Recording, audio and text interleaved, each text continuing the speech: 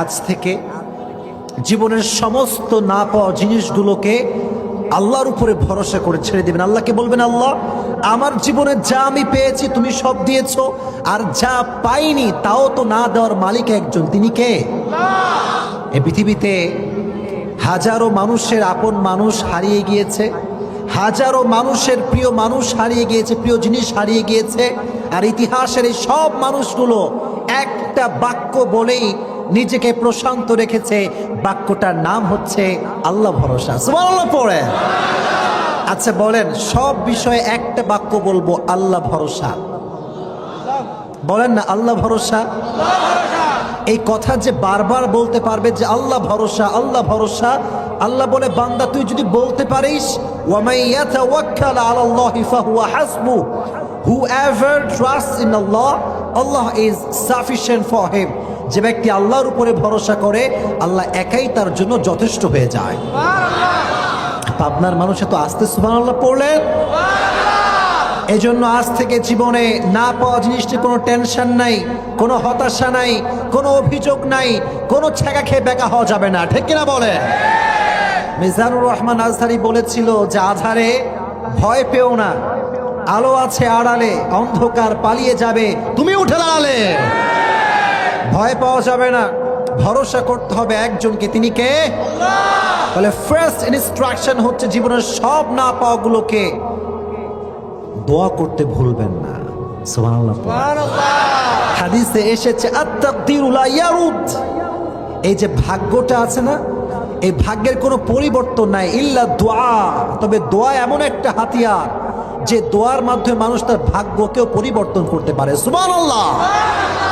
This is the power of সাপ্লিকেশন। এটা হচ্ছে দোয়া, দোয়ার পাওয়ার এইটা। আর জীবনের সমস্ত না পাওয়া জিনিসগুলোকে যুবক ভাইরা কখনো নিজের শক্তি দিয়ে দেখবা না, রবের শক্তি দিয়ে দেখবা। দেখবা তোমার জীবনের সমস্ত অসম্ভব স্বপ্নগুলো সম্ভব হয়ে যাবে। কারণ সব ক্ষমতার মালিক তো একজন, তিনি কে? আল্লাহ যেন আমাদের সকলের দোয়াকে কবুল করুন। পড়না আমিন। না পাওয়া জিনিসগুলোর দোয়া কেমন করে করবেন দেখেন। তাহাজ্জুদের জায়নামাজে দাঁড়াবেন, দাঁড়ায় আল্লাহকে বলবেন আল্লাহ, প্র্যাকটিক্যালি দেখাচ্ছে দেখেন, না পাওয়া জিনিসগুলো নিয়ে আল্লাহকে বলবেন আল্লাহ আমার জীবনে যেটা আমার হবে, আমার কপালে লেখা আছে, তুমি খুব দ্রুত এটা আমাকে দিয়ে দাও। কারণ আমি ধৈর্যশীল না, ধৈর্য খুবই কম, এত বেশি মায়া কাজ করে আমার যে আমি সহ্য করতে পারি না। যদি কপালে থাকে খুব দ্রুত দিয়ে দাও, আর যদি আমার কপালে না থাকে, এটার প্রতি আমার যে মায়া, যে এক্সপেকটেশন, যে আশা, এটা তুমি দূর করে দাও। তাহলে আপনি পাইলেও লস নাই, না পাইলেও লস নাই। সুবহানাল্লাহ পড়ে। পাইলে লস নাই কেন? ভাগ্যে ছিল, পেয়ে গিয়েছে, আলহামদুলিল্লাহ। আর যদি নাও পাই তো কোনো কষ্ট নাই, কারণ যার প্রতি আমার কোনো মায়া নাই, তারে পাইলেও কি না পাইলেও কি, doesn't matter, I don't care. এজন্য দোয়া করা ভোলা যাবে। সর্বশেষ একটা কথা বলে মূল আলোচনায় ফিরে যেতে চাই। জীবনে এত চাওয়া দিয়ে কি হবে, এত পাওয়া দিয়ে কি হবে? একদিন তো মরনা হোগা, একদিন তো মরেই যাব। এত চাওয়া দিয়ে কি হবে, এত হতাশা দিয়ে কি হবে? আমার ব্যক্তিগত কথা বলছি, আমার যখন জীবনে না পাওয়া জিনিস নিয়ে খুব বেশি কষ্ট হয়, খুব বেশি আমি দুঃখ পাই, আমি সোজা কবরস্থানে গিয়ে কবরের পাশে দাঁড়াই। আমার মন আমাকে বলে দেয় এই জীবনের সমস্ত পাওয়া আর সমস্ত না পাওয়া শুধুমাত্র একটা ধোঁকা, আর কিচ্ছু হতে পারে না। কবর আমাকে বলে দেয় জীবনের সব আয়োজন বৃথা, সব আয়োজন কি বৃথা। এই দেখেন আমি আসছি, আজকে যুবকরা আসছে, যখন যাব সেলফি তুলবে, আসার সময় সেলফি, এই যে এত সেলিব্রিটি, এই যে ইত্যাদি। আমি কখনো ধোঁকা খাই না এই জন্য, কারণ আমি জানি যে দুনিয়ার জীবনে আজকে মরে গেলে কালকে আমার নামটাও কেউ মনে রাখবে না। This is the Nature of life, এটাই জীবন। এজন্য আজ থেকে আমি তোমাদের জন্য ফার্স্টে তোমাদের হক আদায় করলাম, মোটিভেশন। জীবনে যত কিছুই পাও আর না পাও, কোনোদিনও কোনো কিছু নিয়ে মন ছোট করবা না। রাজি আছো ইনশাআল্লাহ? আল্লাহ প্রত্যেকটা যুবক ভাইকে ইসলামের জন্য কবুল করে নেক। আর একটু জোরে মাশাআল্লাহ। আসুন আমরা নির্ধারিত বিষয়ে কথা বলি। প্রিয় ভাইয়েরা, মানিত ব্যক্তি পৃথিবীতে আর কেউ কি হতে পারে? রসুলের মতো সম্মান, স্ট্যাটাস পৃথিবীতে আর কারো কি আছে? কোরআনে আল্লাহ বলেন, ওয়ারাফা'না লাকা যিকরাক, ও নবী, আপনার সম্মান আকাশ বাতাস ঝাঁপিয়ে, সাত আকাশ কাঁপিয়ে আপনার মর্যাদা আমি আরশ পর্যন্ত পৌঁছে দিয়েছি। সুবহানাল্লাহ। I have dignified your status high and very high and highest big. নবী, আপনার মর্যাদা আমি আকাশ বাতাস ঝাঁপিয়ে, সাত আকাশ কাঁপিয়ে আপনার মর্যাদাকে আমি আকাশচুম্বী করে দিয়েছি। আল্লাহু আকবার। আবার অপর আয়াতে আল্লাহ তাআলা বলছেন, ওয়ামা আরসালনাকা ইল্লা রাহমাতাল লিল আলামিন। ও নবী, আপনাকে আমি আল্লাহ তাআলা শুধুমাত্র বাংলাদেশের জন্য রহমত করে পাঠাই নাই, আমি আপনাকে গোটা বিশ্বের জন্য রহমত করে পাঠিয়েছি। I have sent you as a mercy for the entire world, for the entire universe. গোটা বিশ্বের জন্য আমার নবীকে রহমত করে পাঠিয়েছে একজন, তিনি কে? পাবনার মানুষ, আজকে একটা প্রশ্ন করতে চাই সবাইকে। আমার কথা কি বোঝা যায়? বুঝতে কোনো সমস্যা হচ্ছে আপনাদের? আমি যদি আপনাকে প্রশ্ন করি যে আপনার লাইফের what is the big mercy of your life, আপনার জীবনের সবচাইতে বড় নিয়ামতটা কি? আপনি বলবেন যে হুজুর, এখন সুন্দরী বউ পাইছে, এটা কি সবচেয়ে বড় নিয়ামত? না। আচ্ছা, এটা মজা করলাম। এই যে চোখ, এই চোখ দিয়ে আমি সব দেখতে পাই। এই চোখ দিয়ে আমি মাকে দেখি, বাবাকে দেখি, বোনকে দেখি, পৃথিবীর সমস্ত ভালোবাসার মানুষদেরকে আমরা দেখি একটা জিনিস দিয়ে। জিনিসটার নাম কি? যদি আল্লাহকে বলেন, আল্লাহ তোমার পক্ষ থেকে is this big mercy from you, এটা কি তোমার পক্ষ থেকে সবচাইতে বড় নিয়ামত? আল্লাহ বলছেন নো। পাবনার মানুষ, আল্লাহ বলছেন কি? আওয়াজ। আল্লাহ বলছেন কি? আল্লাহ, তুমি যে আমাকে হাত দিয়েছো, এই হাত কি আমার জন্য সবচেয়ে বড় নিয়ামত? আল্লাহ বলছেন নো। আল্লাহ বলছেন কি? বান্দা সর্বশেষ প্রশ্ন করছে, what is the big mercy of my life, আমার জীবনের সবচেয়ে বড় নিয়ামত কি? আল্লাহ তাআলা কোরআনে বলছেন, লাকাদ মান্নাল্লাহু আলাল মুমিনিনা ইয বাআসা ফীহিম রাসূলা, the biggest mercy of your life is I have sent you as a follower of last messenger Muhammad sallallahu alayhi wasallam. তোর জীবনের সবচেয়ে বড় নিয়ামত, আমি আল্লাহ তোকে সর্বশেষ নবীর উম্মত করে পাঠিয়েছি। এত আস্তে পড়লেন, মন খুলে পড়েন সুবহানাল্লাহ। আমাদের জীবনের সবচেয়ে বড় নিয়ামত হচ্ছে আমরা শেষ নবীর উম্মত। আল্লাহু আকবার। এটা কত বড় নিয়ামত! আদম আলাইহিস সালাতু ওয়াস সালাম থেকে শুরু করে নিয়ে ঈসা আলাইহিস সালাম পর্যন্ত প্রত্যেকটা নবী অনুরোধ করেছে, ইজআলনি উম্মাতা মুহাম্মদ, ইজআলনি উম্মাতা মুহাম্মদ। আয় আমার রব, আমাদের সবাইকে তুমি বিশ্ব নবীর অনুসারী বানিয়ে দাও, নবীর অনুসারী বানায় দাও। আল্লাহ কারো দোয়া, আল্লাহ didn't accept anyone's supplication, আল্লাহ কারো দোয়া কবুল করেন নাই। আপনাকে আমাকে আল্লাহ তাআলা দোয়া ছাড়াই শেষ নবীর উম্মত হিসেবে কবুল করে নিয়েছে। মুসা আলাইহিস সালাতু ওয়াস সালাম, নাম শুনছেন আপনারা সবাই? ওনাকে বলা হয় কালিমুল্লাহ, ওয়া কাল্লামাল্লাহু মুসা তাকলিমা।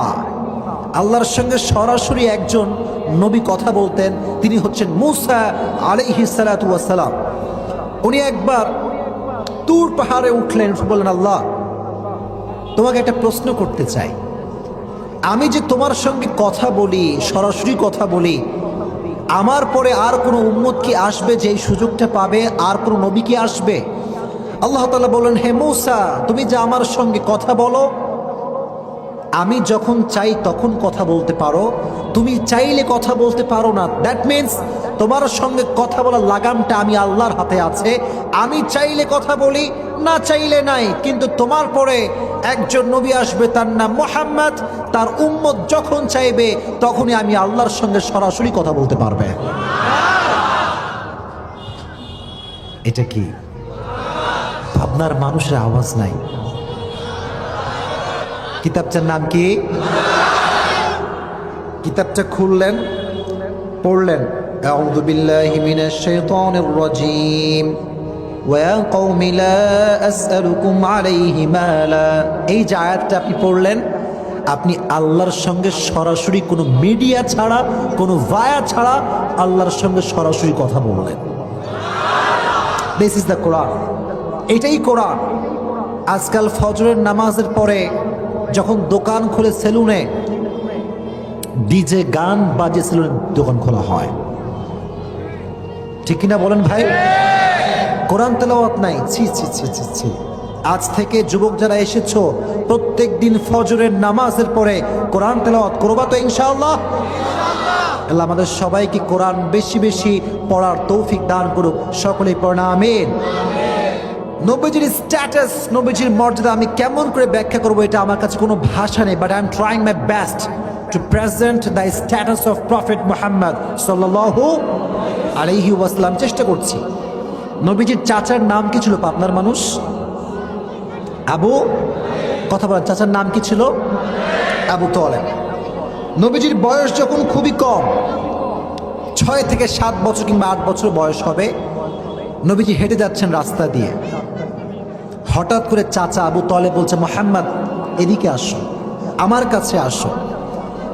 ভাতিজা যখন চাচার কাছে আসছে, আবু তালেব বলে, মুহাম্মদ আমি জানি, আগে থেকেই জানি যে আমার ভাতিজা কোনো সাধারণ মানুষ নয়, এক অসাধারণ মানুষ। সুবহানাল্লাহ পড়ে। আমার নবীজি বললেন, চাচা আপনি কেমন করে জানেন? নবীজির বয়স খুবই কম, অল্প বয়স নবীজির।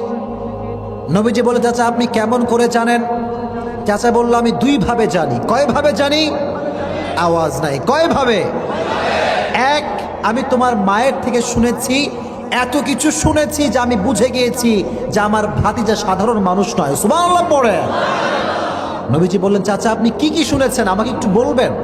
আমাকে একটু বলা যাবে? চাচা বললেন যে, দেখো তোমার মা আমাকে বলেছে, প্রত্যেকটা মা যখন সন্তানকে গর্ভে ধারণ করে, লালন করে, প্রত্যেকটা মায়ের পেটের ভেতরে একটা যন্ত্রণা হয়, একটা ব্যথা হয়। কিন্তু মুহাম্মদ যখন থেকে আমার গর্ভে এসেছে, এক মুহূর্তের জন্য আমি কোনো ব্যথা অনুভব করি নাই। চাচা আর কি শুনেছেন? বলে, মুহাম্মদ তুমি যখন তোমার মায়ের গর্ভে ছিলে, তোমার মা কুয়ায় পানি আনতে গিয়েছিল। কোথায়? ভাই বাংলাদেশে তো কুয়া টুয়া এখন আর কিছু নাই, এখন আছে চাপকল, আর একটা আছে কি ট্যাপ, আর একটা আছে কি ভাই ট্যাপ। এখন কুয়া চলে না। আগের যুগে কুয়া চলতো। তো কুয়াতে পানি আনতে গেলে পানি কিন্তু নিচে থাকে, থাকে কি থাকে না। একটা বালতি নিতে হয় আর একটা রশি লাগাতে হয়, কুয়ার পানিতে রশি দিয়ে বালতি ঢেলে তারপরে পানি উঠাতে হয়, বালতি ঢেলে পানি উঠাতে হয়। তো মুহাম্মদ যখন তোমার মা তোমাকে নিয়ে গর্ভে ধারণ করে কুয়ায় পানি আনতে গিয়েছে, অন্যদিন রশি লাগিয়ে বালতি নামাতে হয়, কিন্তু সেদিন বালতি আর নামাতে হয় নাই। তুমি তোমার মায়ের গর্ভে আছো, কুয়ার পানি অটোমেটিক্যালি উপরের দিকে চলে এসেছে। সুবহানাল্লাহ। চাচা আর কি শুনেছেন? বলে, মুহাম্মদ আমি শুনেছি তুমি যখন তোমার মায়ের গর্ভে ছিলে, তোমার মা প্রচন্ড রোদের তাপ, এই যে দুপুরের সময় খরা রোদে বের হয়েছে রাস্তায়, কিন্তু অবাক করা বিষয় হচ্ছে তুমি তোমার মায়ের গর্ভে আছো, রোদের যে তাপ, এটার একটা কষ্ট আছে না নাই? আপনার মানুষ কষ্ট আছে না নাই? কিন্তু অবাক করা বিষয় হচ্ছে তুমি তোমার মায়ের গর্ভে আছো, এত প্রখর রোদের মাঝেও কিছু মেঘ তোমার মায়ের মাথার উপরে এসে রোদকে সরিয়ে দিয়ে ছায়া দেওয়া শুরু করে দিয়েছে। What a status! What an amazing status of Prophet Muhammad sallallahu alayhi wasallam. চাচা আর কি শুনেছেন? বলে, মুহাম্মদ তুমি যখন তোমার মায়ের গর্ভে ছিলে, তোমার মা তোমাকে গর্ভে নিয়ে বাহিরে বের হয়েছে। বাহিরে যখন বের হয়েছে, গাছগুলো তোমার মায়ের পায়ের সামনে এসে সম্মান সূচক সেজদায় পড়ে গিয়েছে। সুবহানাল্লাহ। দিস ইজ কল্ড তাযীমি সেজদা। যেটা আগে ছিল এখন এটা মানসুখ হয়ে গিয়েছে। এখন কোন সেজদা কোনো ব্যক্তির সামনে দেওয়া চলবে? মাজারে কোন সেজদা কথা কয় না, চলবে? ছি, এটা বাংলাদেশে বেশি হয়। আহা আহা, সব দেওয়ার মালিক তো একজন, তিনি কে? সন্তান দেওয়ার মালিক একজন, তিনি কে? মেয়ে দেয় একজন, তিনি কে? আমরা চাইবো একজনের কাছে আওয়াজ দিয়ে বলতে হবে, তিনি কে? মাজারে গিয়ে যে চায় বাবার কাছে, এর মতো টাউট বাটপার আর কেউ হতে পারে না। কথা কি বোঝা যায় ভাই? আচ্ছা, একটা কথা যেহেতু চলে আসছে বলে ফেলবো সবাইকে। আমার বাসা রাজশাহী শাহ মখদুম একটা দরগা আছে পাশে, আমার বাসা এটা হচ্ছে দরগা পাড়ায় আছে। তো আপনি যখনই কোনো দরগায় যাবেন, কোনো বাবার মাজারে যাবেন, পীর সাহেবের মাজারে যাবেন, যারা এই নিয়াতে যান যে বাবার কাছে গিয়ে চাইব, তার চাইতে ফকির আরো বেশি বুদ্ধিমান। কথা ঠিক কিনা বলা? একটু প্র্যাকটিক্যালি দেখায়। বাবার মাজারের গেট হচ্ছে এইটা। আপনি যখন ঢুকবেন দেখবেন ফার্স্ট এন্ট্রিতে গেটেই কয়েকজন ফকির থালা নিয়ে বসে আছে। ফকির কয়, বাবারে দে, বাবা দে, বাবা দে দে দে দে বাবারে। এটা মেসেজ। এই ফকিরটা আমাকে অদৃশ্যভাবে বলছে যে কিরে মগলা, তুই তো বছরে একবার আসছিস, বছরে কয়বার আসছিস? আর আমারে দেখ, এই যে আমি ফকির, পুরো বছর এই বাবার সামনে থাকি। বাবা যদি কিছু দিতেই পারতো তাহলে তোর আগে আমি বড়লোক হয়ে যেতাম। ফকির কয় এইটা আমাদেরকে। ফকিরের কথা বাঙালি বোঝেন। কতটা বিবেক বুদ্ধিহীন মানুষ আমরা। আল্লাহ আমাদেরকে মাজার কেন্দ্রিক শিরক থেকে হেফাজত করুন। মাজারকে সম্মান করবেন, জিয়ারত করবেন, দোয়া করবেন তাদের জন্য। তবে মাজারে যে ব্যক্তি চাইবে এটা শিরিক, শিরিক, শিরিক, শিরিক, এখানে একচুল কোনো সন্দেহ নাই। আল্লাহ এই শিরকিয়াত থেকে বাংলাদেশকে হেফাজত করুক, পড়া আমিন। তাহলে প্রিয় ভাইরা, যেটা বলছিলাম, নবীজির সম্মানের জন্য গাছ সেজদা করেছে, তবে ওটা ওই সেজদা, এটা হচ্ছে সম্মানের সেজদা। সুবহানাল্লাহ পড়ে। শুধু গাছ নয়, শুধু গাছ নয়, নবীজির আম্মাজান যখন রাস্তা দিয়ে হেঁটে যাচ্ছেন, নবীকে গর্ভে ধারণ করে পাহাড় থেকে বিশাল বড় বড় টুকরো পাথর এসে নবীজির মায়ের পায়ের সামনে সেজদায় লুটিয়ে পড়েছিল। সুবহানাল্লাহ পড়ে। নবীজির সম্মান তাহলে কম না বেশি? চাচা বললেন, আবু তালেব বললেন, হে আমার ভাতিজা, আর একটা অবাক করা বিষয় তোমাকে বলি। মা যখন বাচ্চাকে ডেলিভারি করে মেডিকেলে, মায়ের একটা পেটের যন্ত্রণা, ব্যথা আছে না নাই? কিন্তু তোমার মা যখন তোমাকে পৃথিবীতে আনে, যখন ডেলিভারি হবে, তোমার মায়ের পেট থেকে তুমি বের হয়েছ, তোমার মা একটা মুহূর্তের জন্য কোনো ব্যথা অনুভব করে নাই। আপনারা তো পাবনার মানুষ, ভালো বুঝবেন। যখন কোনো ঘরে একজন বাচ্চা জন্মগ্রহণ করে, দেখবেন ঘরটা দুর্গন্ধযুক্ত হয়ে যায়। দেখবেন ধূপ জ্বালাতে হয়, ধূপ চেনেন না আপনারা সবাই? ধোঁয়া ওড়ে, দুর্গন্ধের জন্য এটা করা হয়। আবু তালেব বলল, মুহাম্মদ, ও আমার ভাতিজা, কলিজার টুকরা ভাতিজা, তুমি যেই ঘরে জন্মগ্রহণ করেছো ওই ঘর দুর্গন্ধ তো বহুত দূরের কথা, সেই ঘরটা মিশকে আমরের চাইতে বেশি সুঘ্রাণ হয়ে গিয়েছিল। মিশকে আমরের চাইতে বেশি সুঘ্রাণ। আল্লাহু আকবার। তাহলে কি বুঝলেন? নবীজির সম্মান কম না বেশি? কম না বেশি? এটা তো ছিল ফার্স্ট পয়েন্ট, যে আমি তোমার মায়ের থেকে শুনেছি। এবার নবীজি বললেন, চাচা আপনি নিজে কি দেখেছেন সেটা আমাকে বলেন। চাচা জান বলল, মুহাম্মদ, আমি তো অনেক কিছু দেখেছি, তবে একটা শেয়ার করতে চাই। তুমি যখন ছোট্ট বাচ্চা, কোলের শিশু, তোমাকে আমরা বাসার ভেতরে রাখতাম, অলওয়েজ বাসার ভেতরে রাখতাম, কিন্তু সন্ধ্যার পরে তোমাকে খোলা আকাশে রাখতাম, যেন পৃথিবীর বাতাস, স্নিগ্ধ বাতাস তোমার গায়ে স্পর্শ করে। তো একদিন সন্ধ্যাবেলার কথা, সন্ধ্যার পরে তোমাকে আমরা বাসার উঠানে রেখে দিয়েছিলাম। আমি হঠাৎ করে জানলাতে দেখলাম, কিরে, আকাশ থেকে চাঁদ নিচের দিকে নেমে এসেছে, ভেঙে পড়বে ভেঙে পড়বে এরকম একটা ভাব। আমি দৌড় দিলাম যে কিরে, চাঁদ যদি ভেঙে পড়ে আমার ভাগ্যে তো ক্ষতি হয়ে যায়, মারা যাবে। আমি যখন দৌড় দিয়ে আসলাম, দেখলাম অবাক করা কাণ্ড। কি দেখলাম? দেখলাম চাঁদ আসলে ভেঙে পড়ছে না, তুমি যে বাচ্চা অবস্থায় হাত পা দুলিয়ে খেলছো, চাঁদটাও তোমার সঙ্গে খেলা করা শুরু করে দিয়েছে। আল্লাহু আকবার, আল্লাহু আকবার। আহা, আর একটা ছোট্ট বলে শেষ করি এখানে। বিরক্ত হয়ে গেছেন আপনারা? মন খারাপ করতেছেন আপনারা? কোন নবীর ফলোয়ার জেনে নাও। তোমার আদর্শ মেসি নয়, তোমার আদর্শ রোনালদো নয়, তোমার আদর্শ নেইমার হতে পারে না, ঠিক কিনা বলে? তোমার আদর্শের নাম হচ্ছে মুহাম্মাদুর রাসূলুল্লাহ সাল্লাল্লাহু আলাইহি ওয়াসাল্লাম। নবীজির আম্মা জানের নাম কি ছিল? বলতে ভয় পাচ্ছেন কেন? বলেন না নামটা কি ছিল। যখন জন্মগ্রহণ করছে, দেখেন আমি প্র্যাকটিক্যালি দেখাই, বাচ্চাকে আমরা এমনি কোলে নিই না, কেমনে নেই, এমনি নেই না। মা আমেনা নবীজির মুখের দিকে তাকায় বলতেছে, জীবনে তো অনেক বাচ্চা দেখলাম, আল্লাহ তাআলা অনেক শিশুকে দেখিয়েছেন, কিন্তু আমার সন্তান যে আমার গর্ভে থেকে আসছে এরকম সুন্দর বাচ্চা আমি পৃথিবীর কোথাও দেখি নাই। ইতিমধ্যেই নবীজির দুধ মাতার নাম কি ছিল? এই তো পাবনার মানুষ কত শক্তিশালী, নাম কি ছিল? হালিমাতুস সাদিয়া রাদিয়াল্লাহু তাআলা আনহা। উনি এসে বলছেন, আমেনা আপনি কি কর, আপনি তো গোটা বিশ্বে ঘোরেন নাই, আমার থেকে শোনেন, আমি প্রধানমন্ত্রীর সন্তান থেকে শুরু করে প্রত্যেকটা মান্যগণ্য ব্যক্তির বাচ্চাদেরকে দুধ পান করিয়েছি, গোটা বিশ্বের প্রায় আনাচে কানাচে আমি গিয়েছি, আমি হালিমাতুস সাদিয়া এই মুহাম্মদের মতো এত সুন্দর বাচ্চা কোথাও দেখি নাই। এবার আসছে দাদা আব্দুল মুত্তলেব, নাম কি? কথায় করা নামটা কি? কয় বেড়ি মানুষ, কয় কি বেড়ি মানুষ? তোমরা কি ঘুরছো? আমি শামে গিয়েছি, ইরাকে গিয়েছি, বাইতুল্লাহর মুতাওয়াল্লি আমি আব্দুল মুত্তলেব।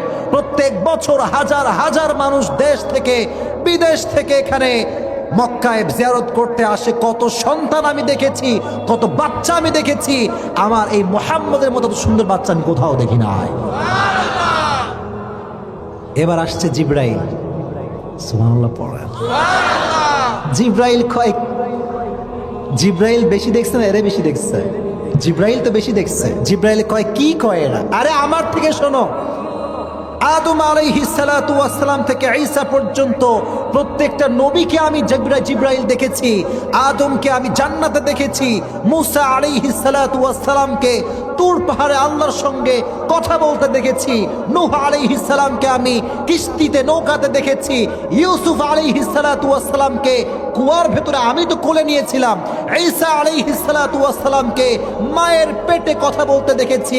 আমি জিবরাইল বলছি, এতদিন পর্যন্ত প্রত্যেকটা নবীকে আমি দেখেছি, প্রত্যেকটা নবীর কাছে আমি ওহী নিয়ে এসেছি, কিন্তু মুহাম্মদের মতো এত সুন্দর আমি কাউকে দেখি নাই।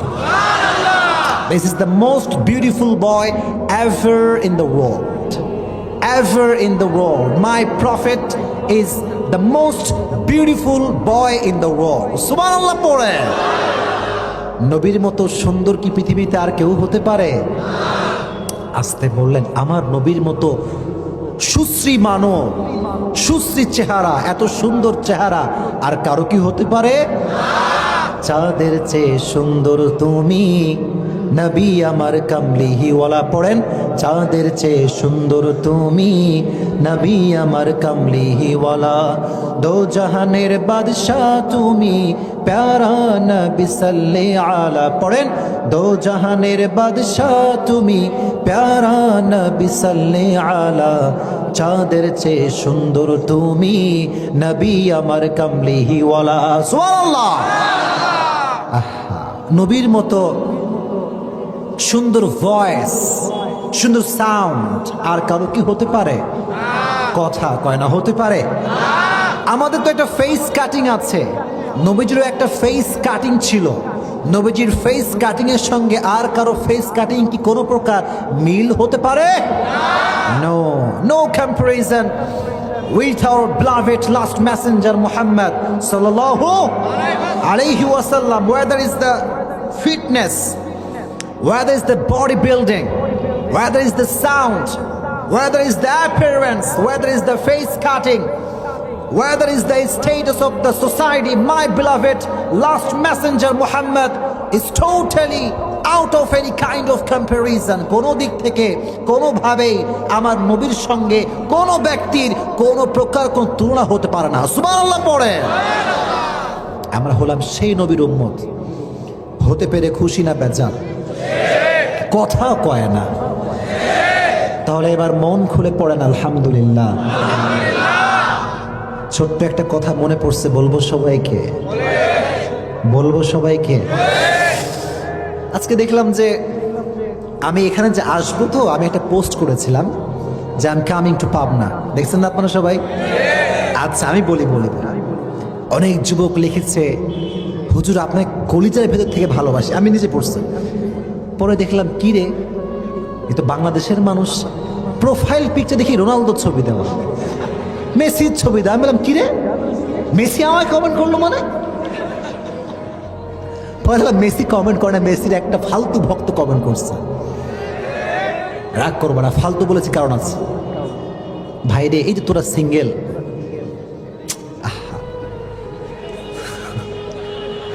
ভাই তোরা যদি যুবকরা বাবারা মেসির পেছনে, আমি নীলফামারীতে বলছিলাম না যে মেসির পেছনে না দৌড়ে যদি বউ খুঁজতি, 4টা বউ পাইতি, 4টা। হ্যাঁ, তারা মেসির পেছনে, বাবা মেসি, হ্যাঁ বাপ মেসি, মা মেসি, সব মেসি।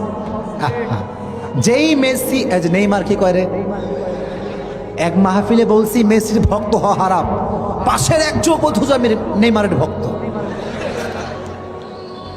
মানে সে বুঝাইতেছে ওইটা হারাম, এইটা ছি ছি ছি ছি ছি। আল্লাহ যুবকদেরকে এই ফিতনার থেকে হেফাজত করুক, পড়া আমিন। এই মেয়েরাও আজকাল দেখে এগুলো নিয়ে পোস্ট করে। আচ্ছা এই মেয়েটা খেলার কি বোঝে, মানে কি বোঝে, কিছু বোঝে? দেখবেন ছাগলের কিছু বাচ্চা দুধ খেয়ে লাফায়, আর কিছু বাচ্চা কি করে লাফায় ভাই? আরে ভাই মেয়েদের কথা বাদ দেন, আজকাল মুরব্বীরাও মরে মরে খেলা দেখে, আর আমরা হুজুররাও কম না। আমরা হুজুররা খেলার খবর শুনতে শুনতে, ওই যখন রাতে ব্রাজিলের খেলা হয়, হুজুরা কয় কিরে কে জিতলো রে। ছি ছি ছি। Media has changed our mindset. এই মিডিয়া আমাদের যুবকদের চরিত্রকে নষ্ট করে দিয়েছে, ঠিক কিনা বলো? ছি ছি ছি। সারাটা দিন ফেসবুক খুললে খেলার খবর। বলবো সবাইকে, আহা, কিছু কিছু যুবক মেসিকে যেই পরিমাণ ভালোবাসে, আমার নবীকে যদি সেই পরিমাণ ভালোবাসতো, আমার ব্যক্তিগতভাবে মনে হয় তার জন্য জান্নাত ওয়াজিব হয়ে যেত। ছি ছি ছি ছি। সেই দিন এক আর্জেন্টিনা ভক্তকে টিভিতে বলতেছে, কি আবার তোমরা তো খালি বাস খাও, তাও আর্জেন্টিনা ভালোবাসো কেন, প্রশ্ন করছে। তো বলছে যে we are the true lover. We are the কি লাভার? ট্রু লাভার মানে কি বলে, একটা একটা ব্যাখ্যা আছে। ট্রু লাভার তারা যারা কোনো কিছু পাওয়ার আশা রাখে না। কি রাখে না ভাই? তো বলতেছে আজীবন বাস খাইলেও মেসি, না খাইলেও মেসি। নাউজুবিল্লাহ পড়লেন না ভাই? কি লজিক রে বাবা, এই বাপ রে বাপ। আল্লাহ যুবকদেরকে এই ফুটবলের ফিতনা থেকে হেফাজত করে, পড়া আমিন। তাহলে আমরা বুঝলাম নবীজির সম্মান কম না বেশি? আমাদের আদর্শের জায়গা হচ্ছে মুহাম্মাদুর রাসূলুল্লাহ সাল্লাল্লাহু আলাইহি ওয়াসাল্লাম। প্রত্যেকটা প্রান্তে প্রান্তে নবীজির আদর্শের দরকারটা আছে না নাই? যুবকরা মরে গেছে, সবাই দুটো হাত তুলো, তাকবীর দাও, লিল্লাহি তাকবীর। দাঁড়ায় থেকে ভাইরা তাকবীর দিচ্ছেন আপনারা, তাকবীর দেন, লিল্লাহি তাকবীর। এটা কি কথা কয় না? কি ভাই? আমার আছে এখানে অনেক যুবকের দাড়ি নাই, ক্লিন শেভ করে আসছে, ঠিক কয় না যে ভাই? ওইটা একটু হক কথা বেশি হয়ে গেল, তাই না? কথা ঠিক কিনা বলেন? আচ্ছা বাবুরা, যুবকরা, নবীজির আদর্শ মানি মানি মানি মানি মানি মানি জিকির করলেই হবে না, মানতে আসলে হবে, মানতে আসলে হবে। আচ্ছা ভাই তোরা কার জন্য কাটিস? Maybe for your girlfriend.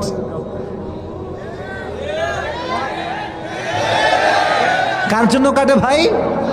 গার্লফ্রেন্ডের জন্য কাটে। আচ্ছা বলেন তো, যেই মেয়েটা দাড়ি দেখে পছন্দ করতে চায় না, ওর তো রুচির কোনো ঠিক নাই, ঠিক কিনা বলেন? আশ্চর্য কথা, আজকালকার মেয়েরা দাড়িওয়ালা পছন্দ করে না, তাকওয়ান ছেলে পছন্দ করে না, হুজুর পছন্দ করে, সব গাঁজাখোর পছন্দ করে, গাঁজাখোর গাঁজাখোর। ছি, ওয়াঠু না, বমি আসে আমার, বমি বমি বমি, এত মেজাজটা খারাপ হয়। ছি, এখানে নাই, অন্য জায়গার কিছু মেয়েরা আছে ভাই। না না না না না না, আমাকে বাড়ি যাওয়া লাগবে এখান থেকে, ঠিক আছে?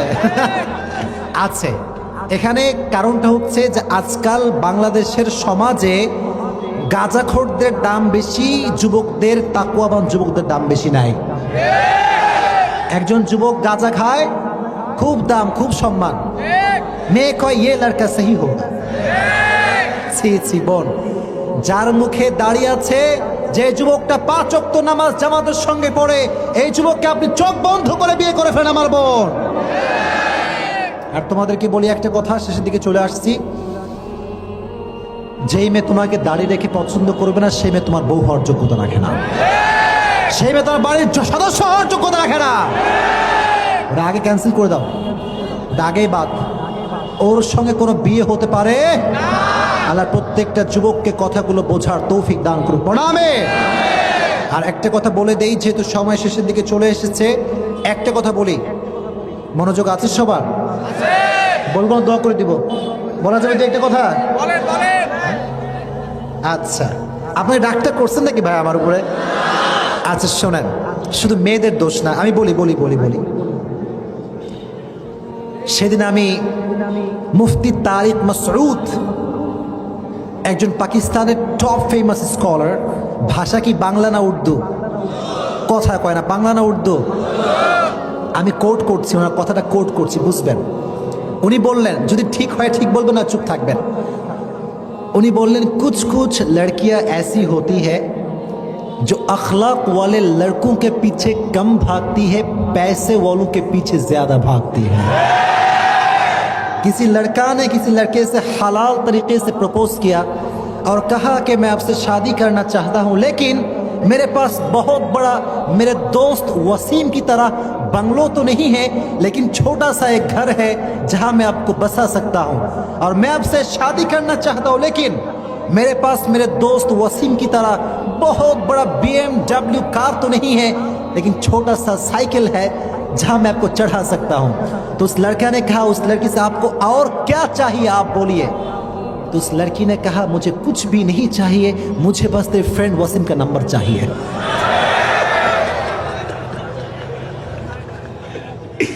এর মানে কিছু মেয়ে এরকম আসনা নাই। আমি বলবো বোন, কথা কিন্তু হক কথা, জানি একটু রাগ হবে বোনদের, আমি জানি রাগ করবে, এটা স্বাভাবিক। হক কথা বললে গায়ে একটু জ্বলবে, এটা স্বাভাবিক। বাট আমি বলতে চাই, যদি শুধু টাকা দেখে বিয়ে করেন, নবীর আদর্শ না দেখেন, ডিভোর্স পেপার রেডি রেখে বিয়ে করবেন, রেডি রেখে বিয়ে করবেন। মানে বিয়ে করবেন, 2 দিনের মাথায় ডিভোর্স কোর্টে যাওয়া লাগবে। আর নবীর আদর্শ যে রাখে, এই যুবক বিয়ে করবে ঠিক, কিন্তু তার তালাক কোনদিন হবে না, ঠিক না বলে? আল্লাহ প্রত্যেকটা মাদেরকে, বোনদেরকে এটা বোঝার তৌফিক দান করুক, বলেন আমিন। এবার কিছু আব্বাজানও এসেছেন, কিংবা চায়ের দোকানে আমাকে শুনছেন আব্বাজানরা, আপনারা সরকারি টাকলা না দেখে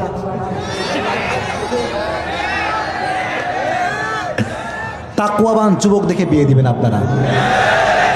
আব্বাজান ছেলে খুঁজে পায় না, ছেলে খুঁজবে কেমনে? ফজরের নামাজ তো কোনোদিনও মসজিদে নামাজ পড়তে আসে না। আব্বাজান টাকাওয়ালা কম খুঁজেন, যে যুবক ফজরের নামাজ অজু করে পড়তে আসে, ওই যুবকের সঙ্গে আমরা মেয়েকে বিয়ে দিয়ে দেন। আল্লাহ বাপজানদেরকে বোঝার তৌফিক দান করুন, পড়ে আমিন। আর তোমরা কম সুবিধার না, ঠিক বলে কাঁপায় ফেলছে একেবারে। এরা আবার আটা সুন্দরী ছাড়া বিয়ে করতে চায় না, দেখছেন? আর কিচ্ছু কথা কয় না এরা, ঠিক কিনা বলো? আর আটা মাখতে হয় না আজকাল, স্ন্যাপচ্যাট আছে না নাই ভাই? একখান ফিল্টার মারলে মনে হয়, হায় রে এত সুন্দরী তো আর হতেই পারে না, চলো শাদি করলো। তো বিয়ে করে সব ঠিকঠাক, বাসর যখন মুখটা ধয়, খেলা খেলা। যেটা বলছিলাম প্রিয় ভাইয়ারা, যেখানে নবীর আদর্শ আছে আমরা আছি। কথা বলেন, নবীর আদর্শ আছে আমরা আছি।